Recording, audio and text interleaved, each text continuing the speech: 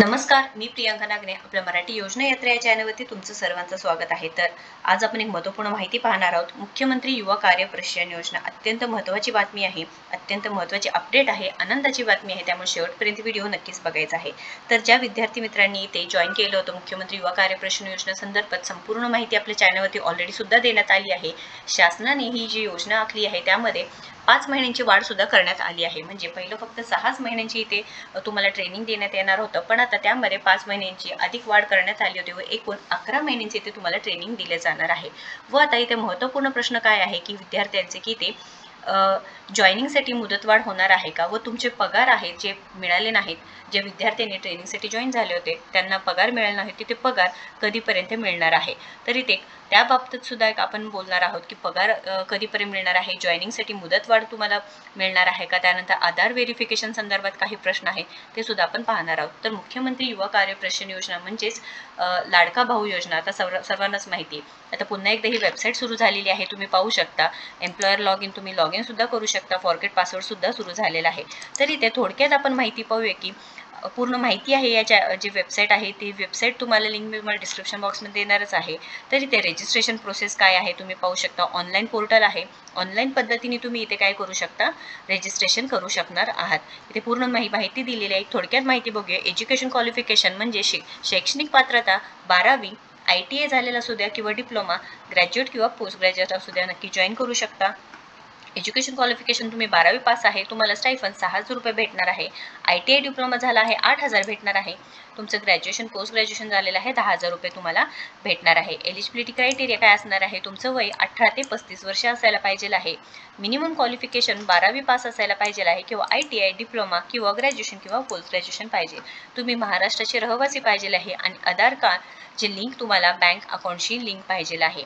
त्या आधार कार्ड आहे ते तुमचं जॉईंट बँक अकाउंटशी लिंक पाहिजे आहे, हे सुद्धा सांगितलेलं आहे. आता महत्त्वाच्या प्रश्नाकडे वळूया. ते पगार कधीपर्यंत तुम्हाला मिळणार आहे. तर पगार आठवड्याभरात मिळणार आहे असं माहिती समोर आली आहे. तर शासनाकडून हे पगार आठवड्याभरात तुम्हाला मिळणार आहे. व इथे जे बोगस विद्यार्थी होते, जे जॉईन करून घेतले होते ज्यांनी, तर ते बोगस व्हेरिफिकेशन होणार आहे इथे. त्याच्यामुळे आधार व्हेरिफिकेशन होणार आहे, त्याच्यामुळे थोडंसं आठवडा किंवा त्याचे थोडेसे एक 8-10 दिवस टाइम इथे जाणार आहे. त्यानंतर नक्कीच तुमच्या खात्यामध्ये तुमचे पैसे इथे तुम्हाला मिळणार आहे. तर जॉईनिंगसाठी मुदतवाढ सुद्धा तुम्हाला इथे मिळणार आहे सांगण्यात आलं आहे.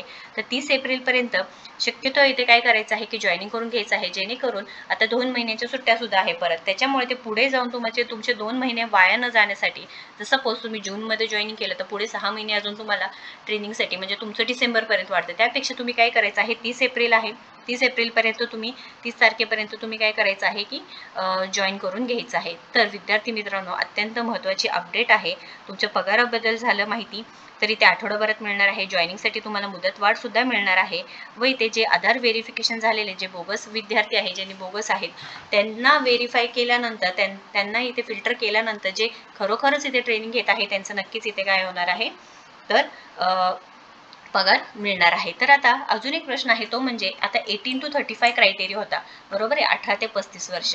पण काही विद्यार्थ्यांनी जॉईन केलं आहे. आता पाठीमागच्या वर्षापासून ही युवा कार्य प्रशिक्षण योजना सुरू झाली आहे. तर त्यांचं ट्रेनिंग सुरू असताना 35 कंप्लीट, म्हणजे ट्रेनिंगला जेव्हा जॉईन केलं होतं त्यावेळेस तर 35 एज नव्हतं, पण जेव्हा ट्रेनिंग करत करत 35 एज प्लस झाल्यानंतर तुम्हाला इथे जे काही ट्रेनिंग आहे पुढं तुम्हाला चालू ठेवता येणार आहे का, तुम्हाला इथून बाहेर पडावं लागेल. तर याचं उत्तर असं आहे की तुम्हाला तुमचं जरी 35 एज प्लस झालं आहे, म्हणजे तुम्ही ट्रेनिंग चालू असताना झालं आहे, तर तुम्हाला ट्रेनिंग कंटिन्यू करता येणार आहे. ऑफलाईन पद्धतीने तुमचं जे ट्रेनिंग चालू आहे तुम्हाला पूर्णपणे कंप्लीट करता येणार आहे. त्यामुळे इथे कोणतंही तुम्हाला बाहेर काढण्यात येणार नाही, तुमचं ट्रेनिंग संपूर्ण कंप्लीट करायचं आहे.